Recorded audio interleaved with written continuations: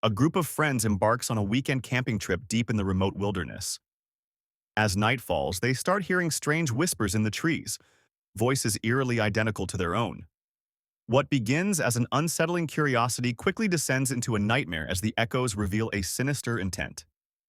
The sky was painted with streaks of fading gold and crimson as Alex, Jen, Marcus, and Tara set up camp in the dense, uncharted woods of Black Hollow.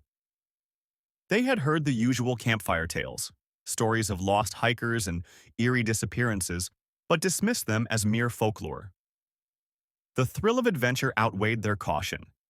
As darkness settled over the towering trees, they gathered around a crackling fire, sharing laughter and roasting marshmallows. Then, just as Marcus finished a joke, they heard it. A whisper in the distance, mimicking his exact words. "Did you hear that?" Jen asked, glancing around nervously. "Probably an echo," Alex suggested. "Sound carries weirdly in the woods." But there was something off about it. The whisper hadn't bounced back instantly. It came several seconds later, as if something had been repeating him deliberately. Shrugging off their unease, they continued their evening. But as the hours passed, the voices persisted. Whenever someone spoke, a perfect replica of their words would drift back from the trees, sometimes distorted, sometimes delayed. At first it was distant. Then it moved closer. "Marcus, stop messing around." Marcus swore he wasn't. That's when Tara tested it. She whispered something only the group could hear. "Who's there?" A moment later, the words slithered back to them, whispered in her exact voice from the darkness beyond their campsite. A chill settled over the group. The fire's glow barely reached past the trees, and the shadows seemed to shift unnaturally. The realization dawned.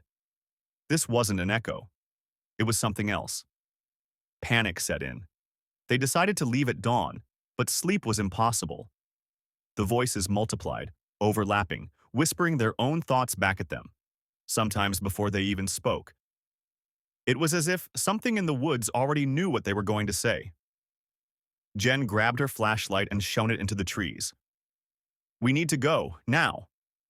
As they packed in a hurry, a chilling sound stopped them. It wasn't just whispers anymore. It was laughter. Their own laughter, replayed in a twisted, mocking tone.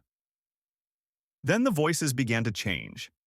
The words weren't perfect imitations anymore. They were wrong, off-kilter.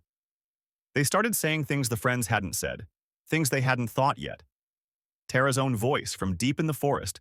"Don't run. You won't make it." Alex's voice, inches from his ear. "Look behind you." Marcus spun around and saw nothing, at first. Then, barely visible in the flickering firelight, were dark figures standing among the trees. Faceless, but humanoid, their mouths stretching unnaturally wide as they spoke in the group's stolen voices. Jen screamed. That was the final signal. They bolted. The forest warped around them as they ran. The trees seemed to shift, stretching taller, the ground becoming unfamiliar. No matter which direction they ran, they ended up back at the campsite.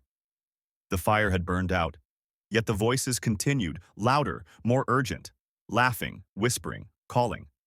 Then, silence.